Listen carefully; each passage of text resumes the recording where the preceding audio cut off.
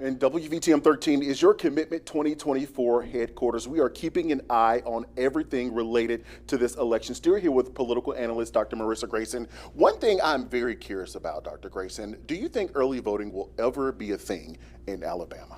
I can't say it won't ever be a thing, but I don't think we're moving towards it anytime soon. We have so many restrictions placed on even voting absentee, and it just hasn't been part of the message that we've heard from most recent secretaries of state. We hear Wes Allen talking about our elections being the most secure, they taking pride in having an election day where almost all the votes are cast, and so I don't really see momentum existing for moving towards early voting.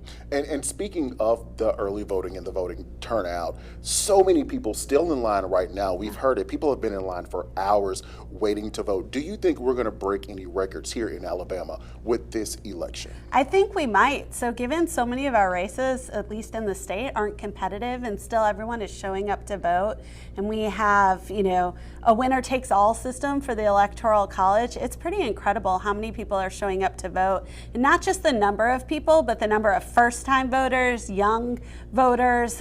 We really might break some records. And of course, here in Alabama, all eyes District 2, that new district, Caroline Dobson and also Shamari Figures. Do you think there's going to be a surprise with that election?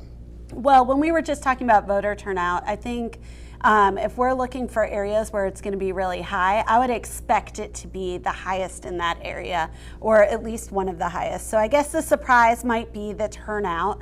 And then I think it would be a surprise if we did see a Republican win, especially after Republicans had opposed that district being formed. So when you just look at the population of eligible voters, we would think that Figures would have a lead, but until those votes are counted, we don't know. So surprise is my favorite word right now. Yeah. In the mainstream media, we've heard the October surprise. We know what that has given us in previous elections. But right here now, being in the election for Alabama, do you see any surprises whatsoever?